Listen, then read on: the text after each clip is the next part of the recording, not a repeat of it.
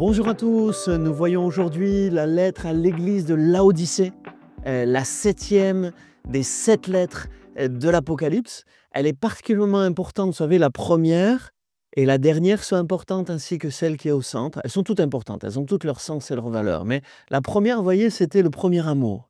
Tu as abandonné ton premier amour. La dernière, elle va nous interpeller sur le fait d'être bouillant, d'être à fond pour Dieu. Euh, Elle s'adresse donc à Laodicée et Laodicée, on peut dire que c'était une ville où extérieurement tout allait bien. Là aussi, pas de persécution, pas de persécution,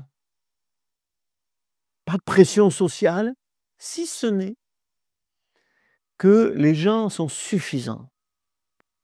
Les gens sont riches. Ils n'ont pas besoin de Dieu. Et cette mentalité, on n'a besoin de rien. Par exemple, hein, ça c'est un fait historique, c'est intéressant, la ville avait été détruite. Et l'empereur, quand il avait entendu la destruction de la ville, je crois que c'est un tremblement de terre, si je me souviens bien, il avait proposé une aide. Voilà, après un tremblement de terre, c'est exactement ça, une aide pour reconstruire cette ville. Mais la ville avait refusé l'aide de l'Empire en disant on le fera par nous-mêmes. Par nous-mêmes. Et sur des monuments qu'on a retrouvés de la ville de Laodicée, il y a marqué reconstruit par nous-mêmes, reconstruit par soi-même. Ville qui se félicitait d'avoir été rebâtie par ses propres forces, sans aide extérieure. Et ça, c'est significatif de la mentalité qui régnait dans la ville. Malheureusement, il semble que cette mentalité ait pénétré l'Église. Jésus se présente comme l'Amen le véritable, le fidèle, le commencement de la création de Dieu, le principe de toute chose. Et il lui dit, je sais que tu n'es ni froid ni bouillant. Puisses-tu être froid ou bouillant? La suffisance entraîne la tiédeur sur le plan spirituel.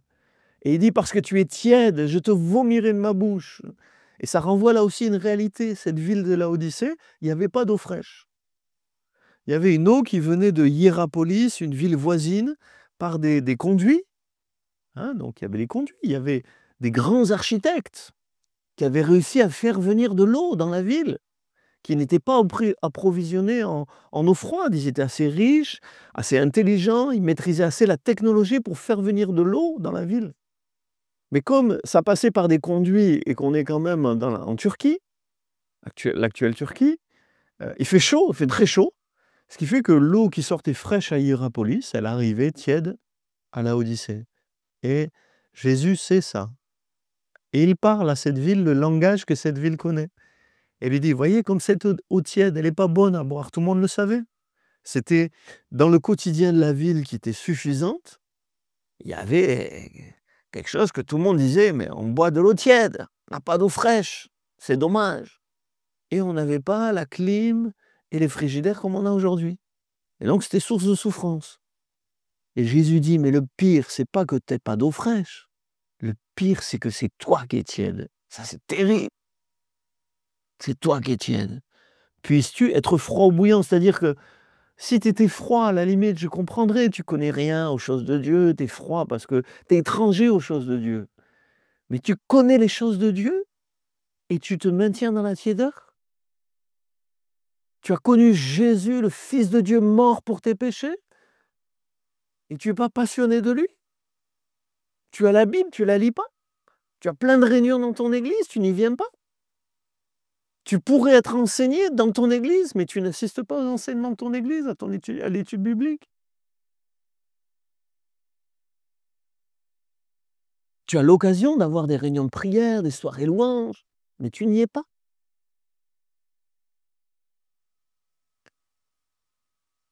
Je te vomirai de ma bouche, mais c'est terrible. Je ne sais pas si vous en avez fait des cauchemars, mais moi j'espère qu'il y a au moins une personne qui en fera un cauchemar cette nuit. Être vomi de la bouche de Jésus. La raison, elle est là, je l'ai expliqué au début, j'y reviens.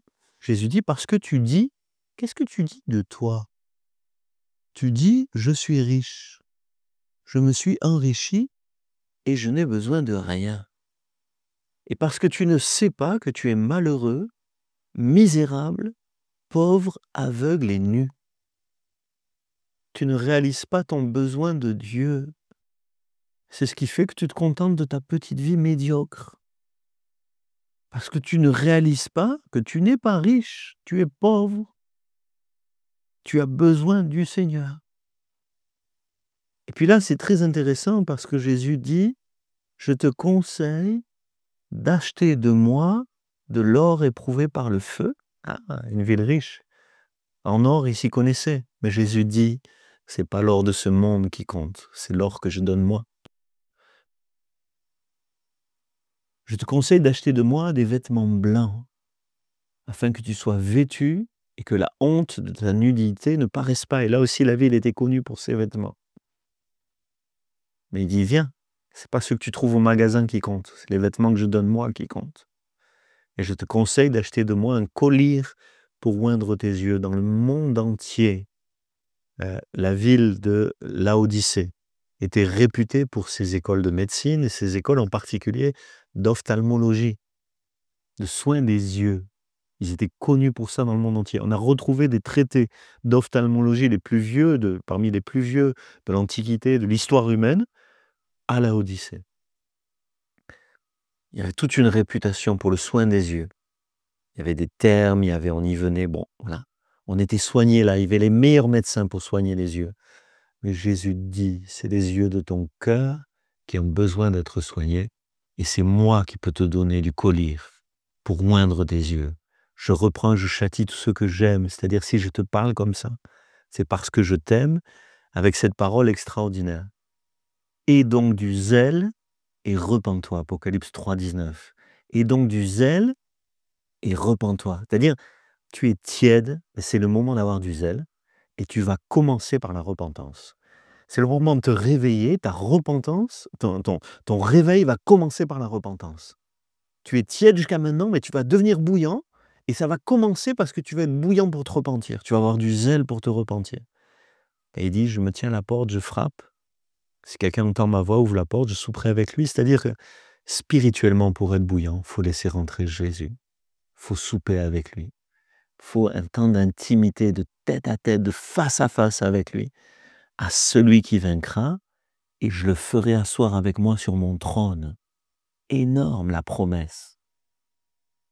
Même si tu as été tiède, si tu sors de ta tiédeur, si tu as du zèle pour te repentir, je viendrai avec toi, dit le Seigneur, je serai en intimité avec toi. Et l'intimité avec Jésus te propulsera sur son trône. Waouh! Seigneur, merci pour cet appel à ouvrir la porte et à dire, Seigneur, pardon pour nos tiédeurs. Nous voulons être bouillants, toujours, toujours, toujours bouillants. Partager ton intimité. Parce qu'être bouillant, c'est pas crier, c'est pas s'agiter, c'est vivre dans l'intimité avec celui qui est un feu dévorant. Amen.